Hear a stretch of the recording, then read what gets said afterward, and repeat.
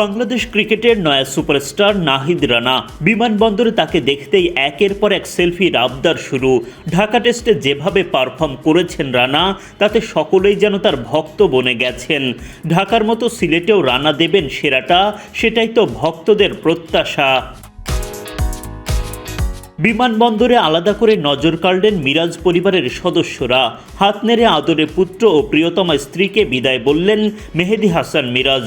মিরাজ যাচ্ছেন সিলেটে পাকিস্তানের বিপক্ষে সিরিজের দ্বিতীয় টেস্ট খেলতে, তাই তো তাকে বিদায় দিতে বিমানবন্দরে আসেন পরিবারের সদস্যরা। আদরের সন্তানকে বুকে জড়িয়ে বিদায় বললেন তাসকিন আহমেদের বাবা। দেশ কিংবা দেশের বাইরে তাসকিন যখনই জাতীয় দলের সঙ্গী হয়ে সফরে, তখনই তাকে বিদায় দিতে আসেন বাবা। বাবার কাছ থেকে বিদায় নিয়ে বিমানবন্দরে প্রবেশ করেন টাইগার পেসার। ড্যাশিং লুকে টাইগার অধিনায়ক নাজমুল শান্তর এন্ট্রি। ঢাকা টেস্ট জয়ের পর এবার মিশন সিলেট। বিমানবন্দরে প্রবেশ করতেই চেকিং, এরপর নিরাপত্তার দায়িত্বে থাকা ব্যক্তিদের সেলফির আবদার মেটালেন শান্ত। নিন্দুকদের সমালোচনা নয়, ক্রিকেটারদের পারফরমেন্সই কথা বলে। দুর্দান্ত ফর্মে আছেন টাইগার অধিনায়ক শান্ত। ভক্তদের এমন ভালোবাসা তাই তো শান্তরই প্রাপ্য। তাইজুল ইসলাম, টিম ম্যানেজার নাফিস ইকবাল, মমিনুল হক একসঙ্গে হাজির বিমানবন্দরে। পাকিস্তানের বিপক্ষে ঐতিহাসিক জয়ে বাংলাদেশ দল এখন ফুরফুরে মেজাজে। এদিকে কোচ মোহাম্মদ সালাউদ্দিনকে দেখতেই সালাম দিলেন মমিনুল হক। খানিকক্ষণ চলল গুরু শিষ্যর খুনসুটি। দল যখন উড়ন্ত ফর্মে, ক্রিকেটার কোচদের মাঝে এমন খুশির জোয়ার লেগেই থাকে। নিরাপত্তা রক্ষীর সেলফির আবদার মিটিয়ে মমিনুল হাঁটা দিলেন সিলেটগামী ফ্লাইট ধরতে।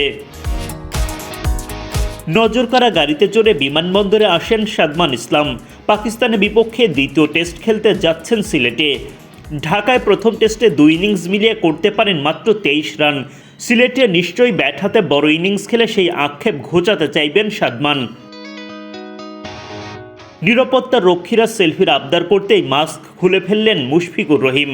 পাকিস্তানের বিপক্ষে সিরিজের দ্বিতীয় টেস্ট খেলতে দলের সঙ্গে সিলেট যাচ্ছেন মুশি। ঢাকা টেস্টে 2 ইনিংস মিলিয়ে 93 রান করতে পারেন এই অভিজ্ঞ ব্যাটার। সিলেটে নিশ্চয়ই ব্যাট হাতে সেঞ্চুরি দেখতে চাইবেন তার ভক্তরা। সিলেটের ফ্লাইট ধরতে দ্রুত ছুটলেন শরীফুল ইসলাম। ঢাকা টেস্ট খেলা হয়নি শরীফুলের, জোর গুঞ্জন সিলেট টেস্টে বিশ্রাম পেতে পারেন কোনো একজন পেসার। সেক্ষেত্রে একাদশে সুযোগ পেতে এগিয়ে থাকবেন শরীফুল।